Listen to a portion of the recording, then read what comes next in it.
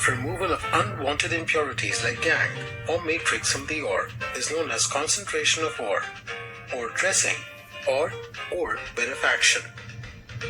The methods used for removing the gangue from the ore are based on the differences between the physical or chemical properties of. Some of the important methods are hydraulic washing, magnetic separation, froth flotation method, and leaching. Now, let us discuss the froth flotation method. This method is employed for removing gangue particles from sulfide ores. It is based on the preferential wetting properties of mineral particles by oil. In this process, a suspension of the powdered ore is made with water and collectors like pine oil, xanthates, etc. The froth stabilizers like cresols, aniline are also added to the suspension. On stirring with agitator, froth is formed. Ore particles stick on the froth and are carried to the surface, whereas gangue particles settle down.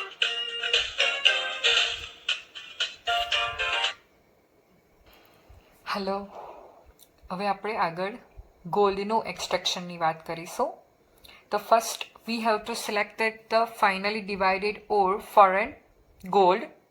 Then we have to add a 0.5% NaCN solution.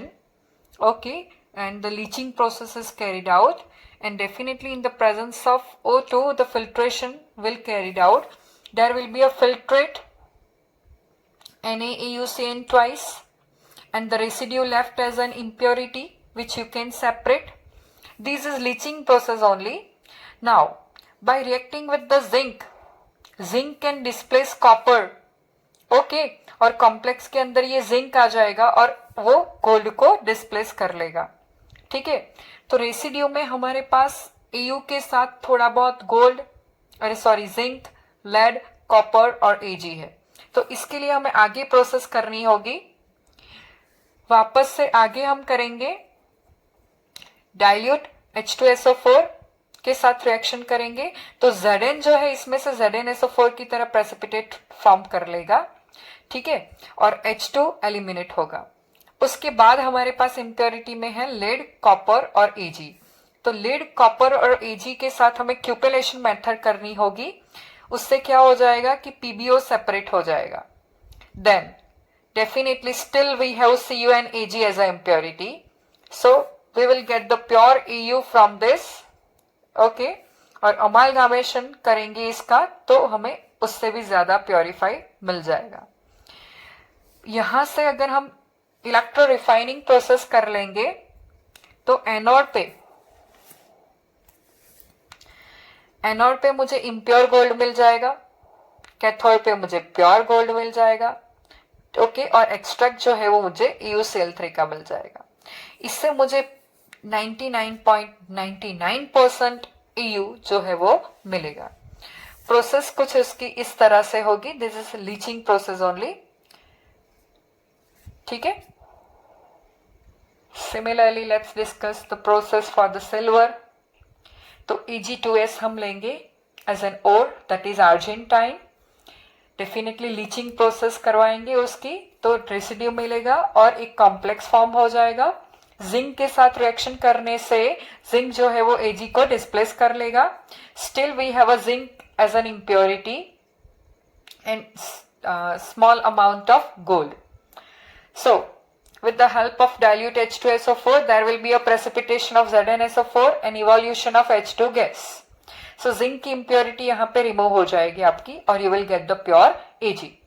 Electro refining process करने से थोड़ी बहुत जो impurity है वो भी हम separate कर लेंगे. एनोड पे हम इम्प्योर एजी ले लेंगे और कैथोड पे हम प्योर एजी ले लेंगे. ठीक है, तो जो भी इम्प्योरिटी है वो एनोड पे डिपॉजिट हो जाएगी और पूरी प्योर एजी हमको कैथोड के ऊपर मिल जाएगी. ठीक है, और एज एन इलेक्ट्रोलाइटिक सोल्यूशन यहाँ पे हम AgNO3 लेंगे. यहाँ पे इलेक्ट्रोलाइटिक सोल्यूशन हमें कौन सा वाला लेना है?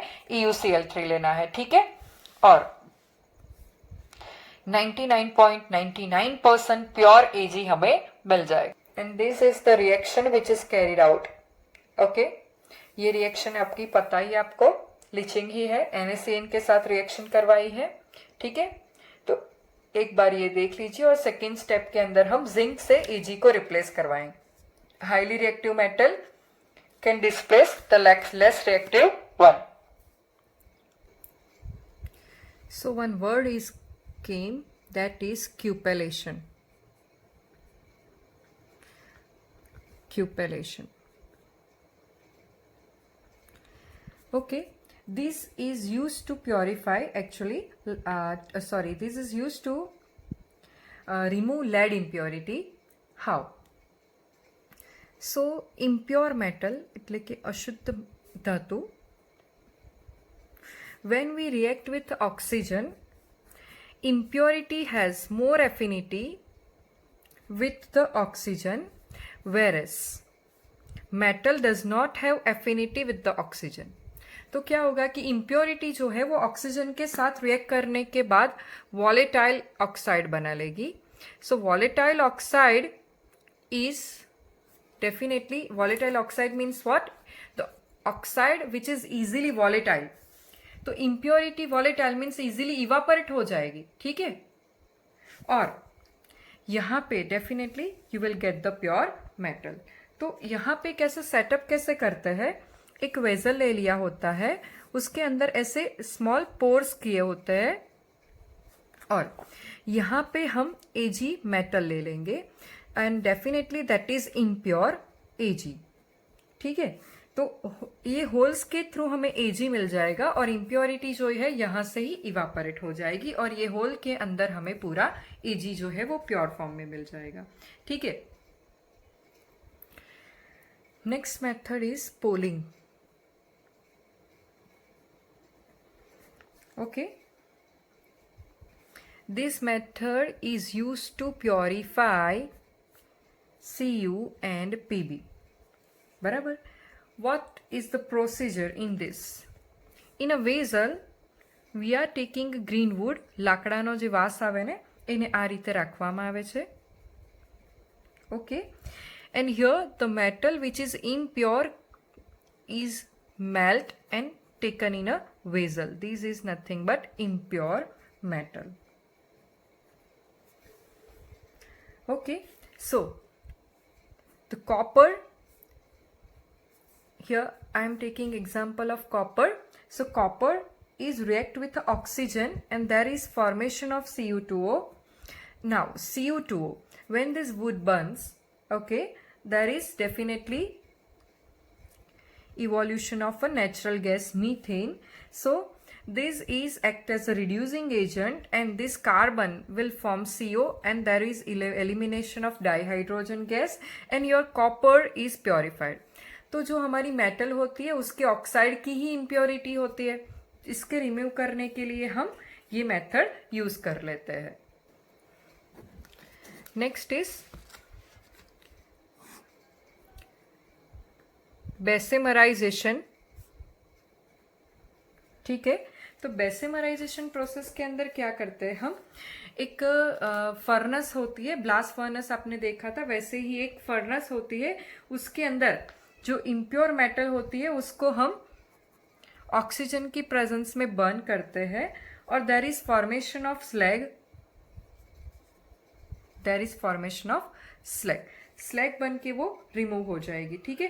पहले तो उसके ऑक्साइड्स बनेंगे और उसके ऑक्साइड्स जो है वो स्लैग के अंदर कन्वर्ट हो जाएंगे और easily we can remove, such as I can say silicon जो है उसको ऑक्सीजन की प्रेजेंस में रिएक्ट करने से मुझे सिलिकॉन डाइऑक्साइड मिल जाएगा, ठीक है, और definitely as a slag I can remove this impurity, ठीक है।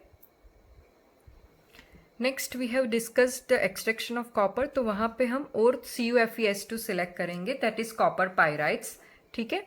तो फ्लोटेशन मेथड करवाएंगे और उसके बाद हम जो कॉन्सेंट्रेटेड ओर मिला है उसकी SiO2 के साथ रिएक्शन करवाएंगे और दूसरी रोस्टिंग प्रोसेस होगी, तो सेल्फ रिडक्शन प्रोसेस, मेल्टिंग, और उसके बाद कोक और SiO2 के साथ रिएक्शन करने से SiO2 जो है वो स्लैग फॉर्म कर लेगा और मैट मिक्सचर हमें मिल जाएगा। ये प्रोसेस हम देख चुके हैं, ठीक है। Cu2S plus FeS mixture is said to be a मैटे।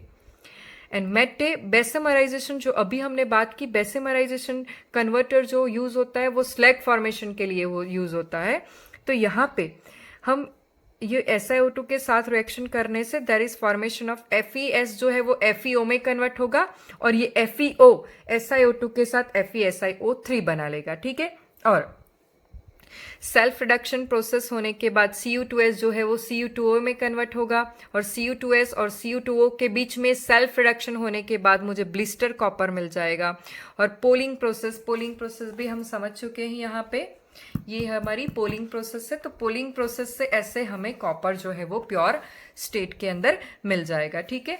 और लास्ट स्टेप जो है वो इलेक्ट्रो रिफाइनिंग है, वो हम 10th में भी पढ़ चुके हैं कि कॉपर पे हम प्योर स्ट्रिप लेंगे कॉपर की कैथोड पे, और एनोड पे हम कॉपर की इम्प्योर स्ट्रिप ले लेंगे और 2 to 3 ड्रॉप्स उसमें डाइल्यूट H2SO4 डालेंगे due to better conduction of electricity.